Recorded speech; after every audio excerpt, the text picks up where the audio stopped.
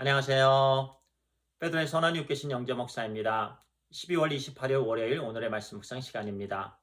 오늘 우리에게 주신 말씀은 역대하 19장입니다. 4절을 읽고 말씀을 나누겠습니다. 여호사밧이 예루살렘에 살더니 다시 나가서 부엘세바에서부터 에브라임 산지까지 민간에 두루다니며 그들의 조상들의 하나님 여호와께로 돌아오게 하고. 오늘은요, 비판을 수용할 수 있는 넓은 마음을 가집시다 라는 제목으로 말씀을 나누겠습니다. 일반적으로 사람들은요, 비판받는 것을 싫어합니다. 죄를 지적하거나 나의 연약한 부분을 지적받을 때 마음이 불편합니다. 어린아이들도 그래요. 면전에다 대고 잘못을 하나하나 지적을 하면 참 싫어하는 것을 볼 수가 있습니다. 인간은 다 죄성이 있기 때문에 그렇습니다. 그런데요, 오늘 본문의 말씀에서 남유다 왕 여호사밧은요, 선견자 예후의 그 모든 잘못에 대한 지적, 죄에 대한 지적을 다 수용하는 것을 볼 수가 있습니다. 남유다 왕 여호사밧은 하나님께서 기뻐하시지 않은 일을 하고 돌아왔습니다.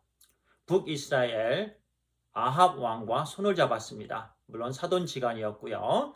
그리고 길라 라못에서 전쟁을 하고 돌아왔습니다. 어제 우리에게 주신 말씀 가운데 보니까요, 북이스라엘 아합 왕이 죽음을 당합니다. 그래서 부랴부랴 이제 돌아왔습니다. 여호사밧 왕이 돌아오자마자 선견자 예후는요, 그를 맞이하고 그의 잘못에 대해서 한 가지 지적을 합니다. 2절에 이렇게 말씀합니다. 하나니의 아들 선견자 예후가 나가서 여호사밧 왕을 맞아 이르되 왕이 악한 자를 돕고 여호와를 미워하는 자들을 사랑하는 것이 옳으니까 그러므로 여호와로부터 진노하심이 왕에게 임하리이다. 왜 하나님께서 싫어하는 일을 했느냐? 그런 지적입니다. 하나님께서 미워하신 아합 왕을 도왔습니다. 그리고 하나님을 미워하는 자들을 또 돕고 그랬다라는 거예요. 그것은 엄연한 죄였습니다. 그리고요, 또 선견자 예후도 그렇게 죄에 대한 지적을 할 때에는 목숨을 내놓고 한 것입니다. 금방 2절에서요, 하나니의 아들 예후다 이렇게 말씀합니다. 하나니도 선견자였죠. 역대하 16장에 보면은요, 이 여호사밧 왕의 아버지 아사 왕이죠. 그 아사 왕도 처음에는 잘했습니다. 그런데 후반부에 가서 말년에 하나님 앞에 범죄를 했죠. 하나님께서 선견자 하나니를 그에게 보내서 잘못을 지적하게 하셨습니다. 그런데 아사 왕은요, 그를 모욕하고 옥에 가두고 핍박했습니다. 또 그와 함께한 자들도 같이 핍박했고요. 그와 같은 부분을 예후 하나니의 아들은 알고 있었습니다. 그럼에도 불구하고 그는 하나님의 말씀을 여호사밧 왕에게 담대하게 다 전했습니다. 당신은 잘못했습니다. 그러므로 하나님께서 당신을 칠 것입니다. 그 말을요, 여호사밧 왕은 다 수용을 했습니다. 화내지 않았습니다. 그를 옥에 가두지 않았습니다. 그리고 나서 변화된 모습으로 하나님께 나아가는 부분을 우리가 볼 수가 있습니다.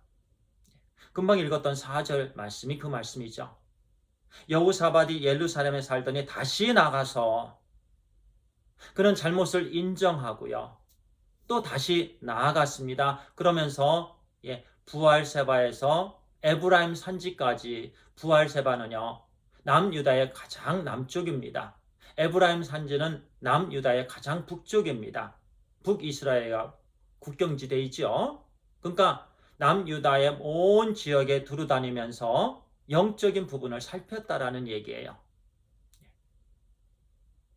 아합 왕과 손을 잡고 하나님께서 기뻐하시지 않은 일을 했기 때문에 이제 그 영적인 영향으로 인해서 남유다가 잘못될까봐, 더 타락할까봐 이제 그는 온 지역을 다니면서 영적인 부분을 살폈습니다. 그리고 4절 5절에 5절 6절에 이렇게 말씀합니다. 또 유다 온 나라에 견고한 성읍에 재판관을 세우되, 이제 견고한 성읍마다 재판관을 세웠습니다. 재판관들에게 이르되 너희가 재판하는 것이 사람을 위하여 할 것인지 여호와를 위하여 할 것인지 잘 살피라. 너희가 재판할 때 여호와께서 너희와 함께 하심이니라. 하나님을 위해서 재판하라. 이렇게 명령합니다.